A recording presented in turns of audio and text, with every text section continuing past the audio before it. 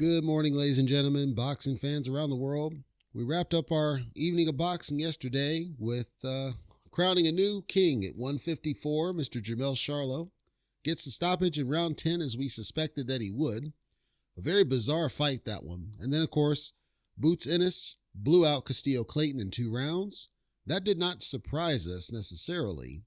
What really surprised us was the aftermath of the actual sequence, I should say. Was a little bit weird, and I want to talk about that one. There were a couple other fighters that were fighting that we didn't know were fighting. We're going to cover those as well. Then we have a potential tentative announcement. Some things came up where it may have changed our mind, but we got a potential tentative announcement that we're going to share as well. Let's go ahead and get into this, and let's work our way backwards, if we will. Let's start out with Custio Clayton, Boots Ennis. I said before the fight, I actually think that Boots Ennis has never really been tested. And I suspected that Custio Clayton at least would be a step up, not necessarily upper class A-level talent, but at least a step up from where Ennis had been. I believe this. This fight, ladies and gentlemen, was surprising and disappointing at the same time because what we saw was that Custio Clayton seemed to not even try. And I'm arguing that it felt like he didn't even really try. I saw no concerted effort from him to step up his game and get in there and show me that he wanted to win this fight. Errol Spence was actually at the event, and he was interviewed after the fact, and even he said, seemed like Custio was just here to collect a check. So we didn't learn anything new about Boots, right? I've always seen he's got a good jab, solid. He has a really good ability to hide his next punch coming with his glove. And he has a really good jab, and he seems to use it frequently, and he's able to basically set you up. So he'll toss the jab and he will get through the guard whenever he wants to. And eventually he's going to hit you with something that's going to take you out. We've seen this time and again. So there was never a problem there. The issue I've always had is he leaves his face wide open and he gets hit when the opponent is not afraid to actually throw on him. And I suspected that Custio would at least try to exploit this clear gap in Boots' game, and he did not. He was pretty much tentative the whole time, and it only lasted 2 rounds, mind you. But he was tentative the whole time, even though he had opportunities to do something. Then we get to the sequence where, off a jab, he gets wobbled, does Custio a little bit. Then there's a sequence where Custio's anticipating the shot, the power shot coming at him, and he ducks down, and the angle with which he ducked down was really strange, almost like he anticipated the punch wrong, because Boots threw it in a way that looked like a rabbit punch because of the camera angle, which I didn't get to see the opposite angle. At least I didn't see a replay of the opposite angle, but it sure looked like a rabbit punch to me.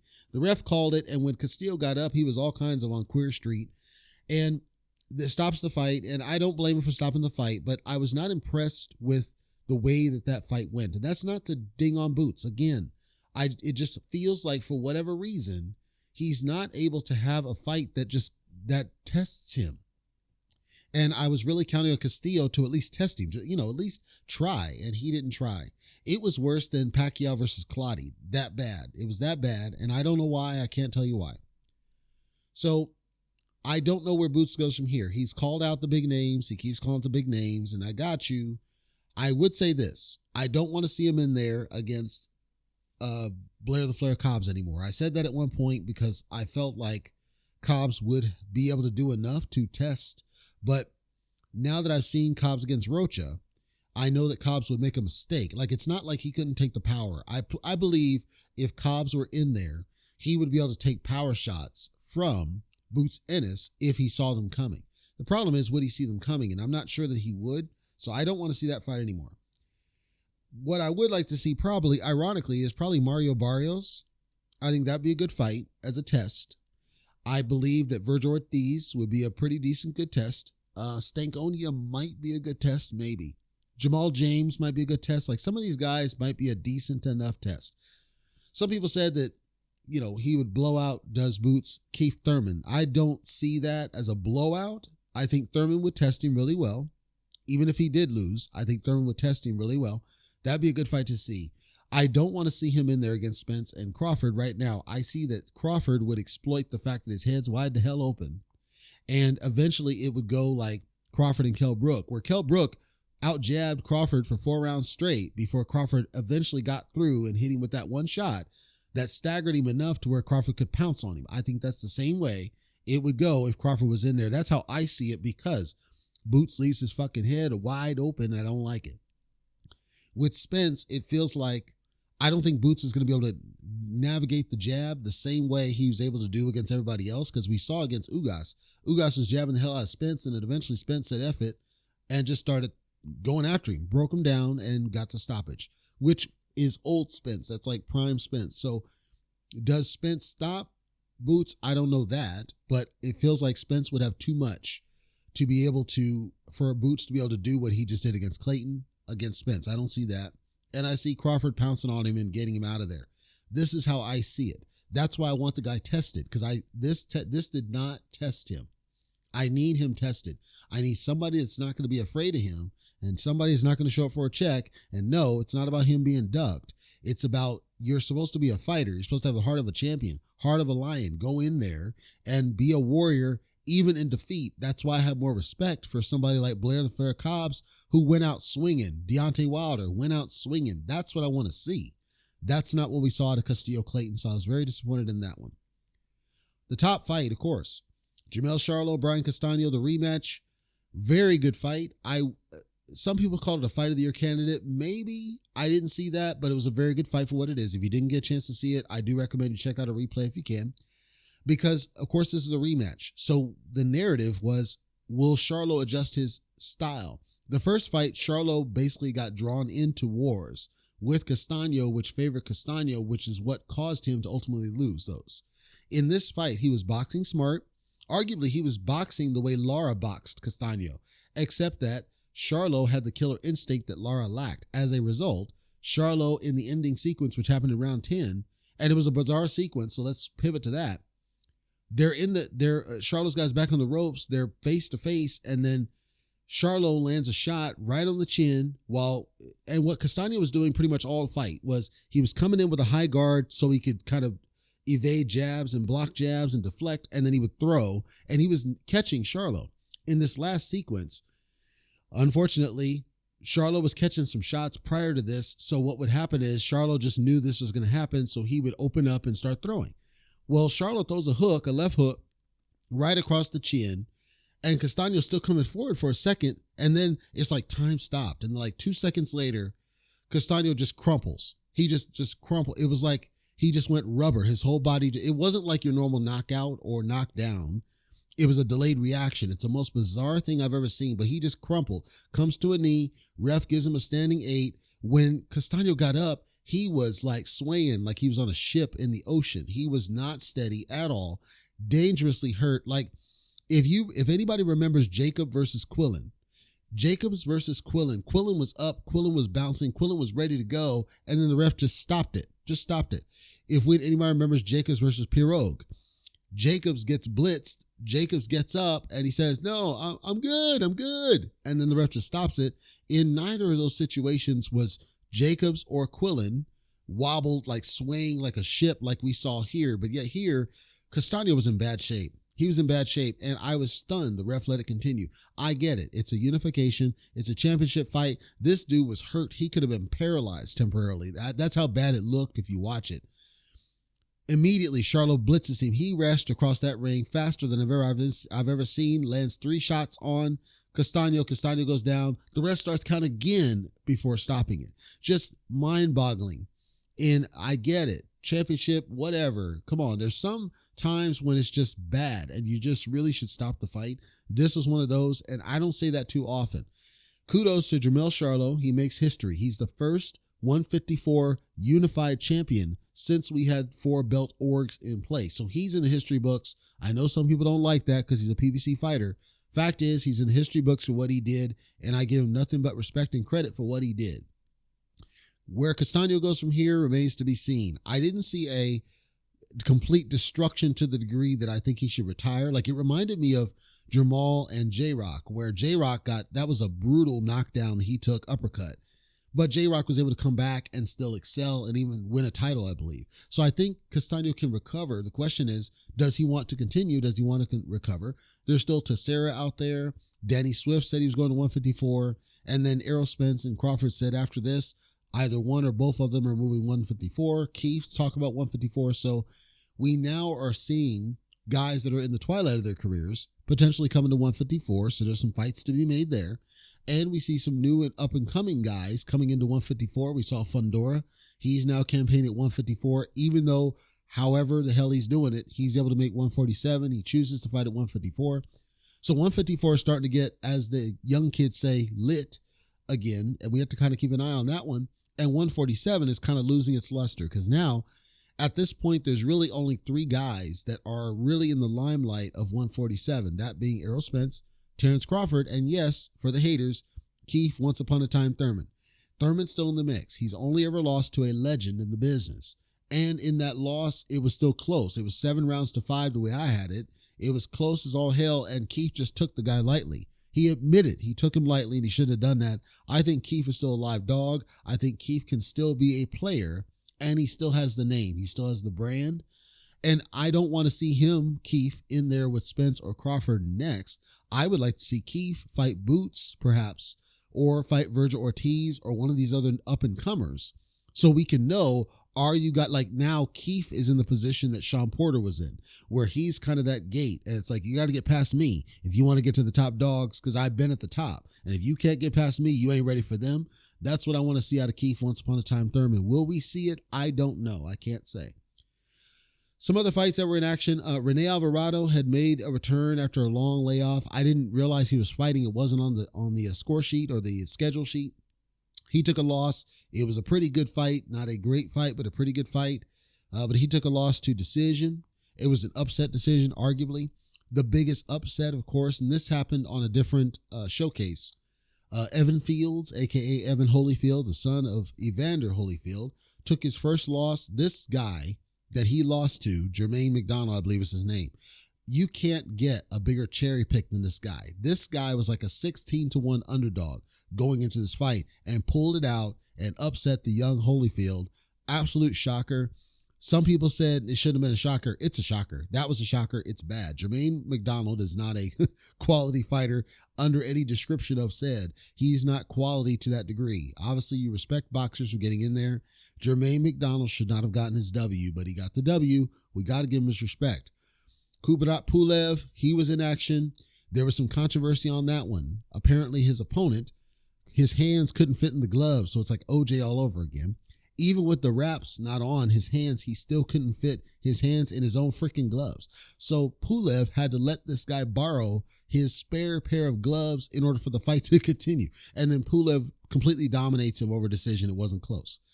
Really bizarre. I've never seen where you, as a fighter, you bring your gloves to the event or you have your gloves shipped to the event and they don't fit your hands. That's weird. So I'm assuming that the opponent just came in heavy. I can't think of any other reason why that would be the case. Sergey Kovalev made his return to boxing, debuting at the cruiserweight division for the first time. I believe that's the first time in his career he's at cruiserweight because he was at light heavyweight before. He was in action. He didn't look impressive. He's 39 years old, so obviously he's older, but he basically did the Joshua shift. He's backing off, and the same way he fought against Canelo, really.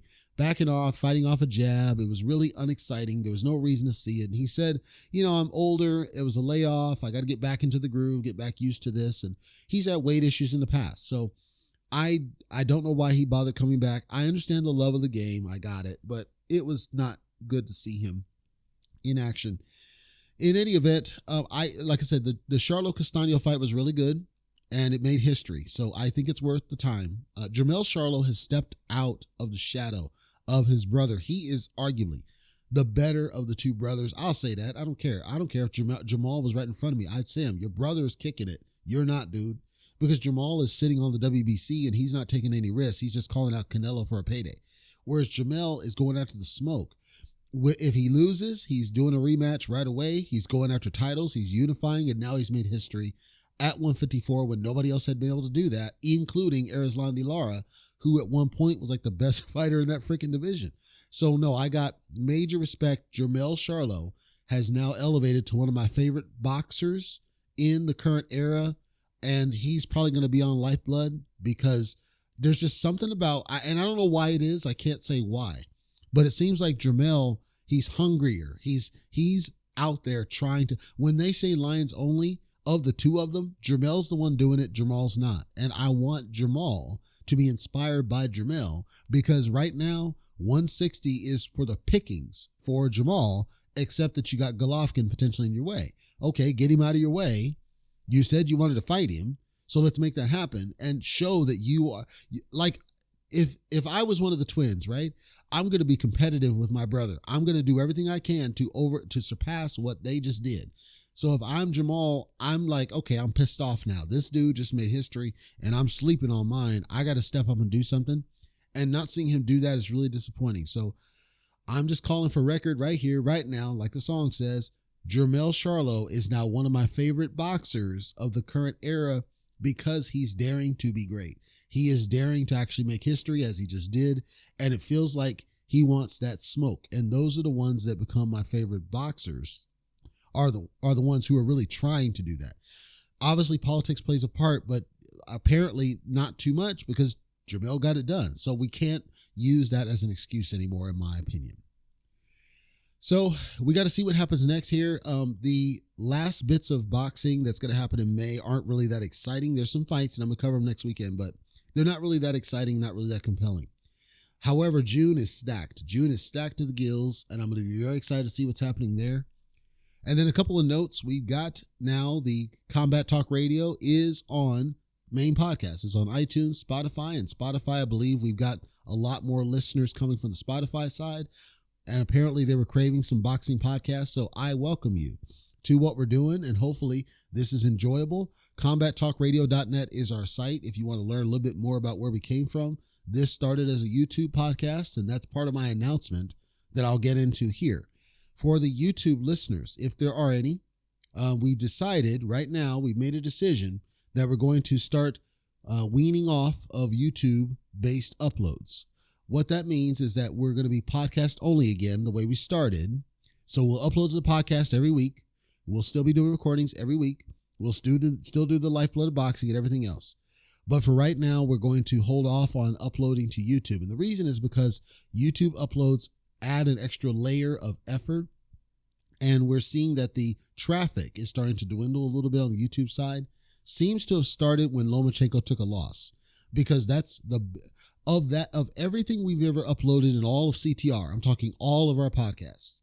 The Lomachenko and Teofimo coverage that we did has more listens than anything else we've ever done times 2, and some cases times 10. So it feels like it's possibly Lomachenko fans that were the vast majority of the people left still following the sport, unless it's people that just follow the more, okay, this one's got like 50,000 subscribers, Boxing Voice, or this one over here is LDBC, and they go tribal kind of coverage, and they just go to those. That's fine. We don't want to be that. We're just a fan that like to cover this stuff, and we want to do our coverage for people that want to hear us. And from the numbers, just the stats, it looks like the podcast has people who want to hear what we're covering, and YouTube does not anymore, and that's okay. We're cool with that. So we're going to go where the people are that are listening and dedicate our time and energy into our podcast updates and uploads, including our weekly Masterpiece Boxing uploads and our monthly Lifeblood of Boxing series. And so back now to the podcast, folks. For those that are new, because pretty much everybody's new at this point, once a month we upload a Lifeblood of Boxing audio series that spotlights a boxer that we feel deserves that spotlight, talking about their career, talking about their rise, and celebrating them as the one that feels like they're trying to entertain the fans. Those are the ones that we spotlight in Lifeblood of Boxing. Like I said, Jermell Charlo is going to be in it, guaranteed at this point. I just can't tell you when, but I guarantee he's going to be in there. Our next Lifeblood of Boxing is due in June, because we just did Yuriorkis Gamboa in May. So June we'll have our next one. That's once a month that uploads. The weekly, which is every Friday, sometimes Saturday, sometimes Monday, but certainly every Friday, is our Masterpiece Boxing, where we talk about the boxing that's coming up this weekend. So here's the biggest fights we think are worth your time, and our analysis or our call, our prediction, based on what we know of the fighters. Sometimes we don't know, but we'll give it a shot based on what we see and based on record and style and everything else. So we appreciate having you on board on the podcast side. Our job is to be consistent in our uploads. However, there are going to be times when we may skip an upload, like recently with the Canelo and Bivol. We did not upload the preview for Canelo Bivol, primarily because we felt more people would care about the outcome, and the numbers seem to bear that out. So we may switch it every now and then, but we will consistently upload you something once a week at minimum. That is my commitment. Switching back to the YouTube side now. If you are one who are hearing this right now and you're saying, no, I want to hear the coverage here on YouTube and I like it and we have interest in it, then I need your help because I got to hear from you. CombatTalkRadio.net. At the bottom, we have a comments feedback form. Fill the form out and let us know that it's what you want, is to have us upload to YouTube. If I don't hear from you guys telling me that that's what you want, I'm going to assume you don't want it. Also, I need you to spread the word. If there are other people who are boxing fans, send the CombatTalkRadio.net link to them. Send the YouTube channel link to them. Get them to join and subscribe. Let's get the view counts up for what we're doing and get more comments and feedback letting us know that they want it. If I hear the demand, I'm a podcaster for the people. I will turn it back on if I get enough interest expressed. Right now, I don't hear it, so I have to assume it's not there. I'll leave the channel that's there in place, so it's a historical reference of what was, and I will record a separate audio to let people know that if you wanted to hear new updates, you need to go to our podcast on iTunes or Spotify or our host site on Anchor. That's all I got for you here this weekend. I'm very happy to see history be made at 154. I'm very excited to see what the future holds for boxing. It's been in a lull, and I think it's kind of recovering a little bit. 2022's had some really good fights. We've also had some major upsets take place, shocking upsets take place, and it seems like the energy level is going up. We're seeing more of a priority for unification, which brings me to my last bit of news for you before I wrap. Josh Taylor, who at one point was Unified 140, is no more as he was stripped of the WBA for his refusal. He basically ducked fighting his mandatory Alberto Puello. So now Josh Taylor is no longer in that category of Unified. So now we have CM Punk Kambosos needs to deal with Devin Haney so he can truly be unified. And I suspect there's going to be some sketchy business on that one. Can't prove it. And we have other opportunities to unify. We have heavyweight. That's in the air because of Fury retiring and so on. But unifications feel like they're becoming more important. It feels like they're trying to clean up the belt situation. It feels like they're trying to get rid of some of the third and secondary belts. So that's always good. Just keep watching the sport. If you like the sport, you like the sweet science of it all, keep watching along. And my goal is to try to at least make you aware of the fights that feel like they're worth your time. If you're a big fan, you're going to watch it anyway. But I'm watching it like a fan like you. So picture in your mind that you're at the barbershop chatting out boxing with somebody. That's what I do. I don't call myself an expert at all. I go it like I see it, and I'm not going to always agree with everybody else. I will say, though, I'm not like your, quote, LDBC or any of those. I'm not leaning towards any type of fighter, category of fighter. I don't care. I want the fighters who are trying to entertain the fans, but I also understand the business of boxing. And I understand at the end of the day, it's all about the resume. It's what have you done and what have you done recently? If a fighter hasn't done anything recently, I'm not going to regard that fighter higher than somebody that's been killing it on their resume. So when you listen to my coverage, you're going to hear me specifically call out if I think somebody's untested or their record's not that good. Even if I don't go off, quote, eye test. I don't do that. They can have all the style, grace, and fashion and flash that they want. I need resume. And I know that takes time to build it. But when you have certain guys over here that's got like 40-0, like Zurdo Ramirez, but he's really fought nobody, right? I don't care. I need you to step up and fight quality opposition. That's what I hope and expect from every fighter. And if I don't see it, I call it out like it is. That's what I think boxing fans should do. And a lot of them didn't. That's why I created the channel. So for now, I'll sign off. I will check in with you guys next week. Thank you for being a listener. I'm very excited for the future of boxing. I know we've had some down points and we're going to continue to have some down points, but we're seeing some up and coming guys that may help carry the sport forward. And it's our job to celebrate those guys, not the ones that have held the sport back. And I'm not talking Floyd Mayweather because he didn't hold it back. Arguably, he's half the reason it's still alive.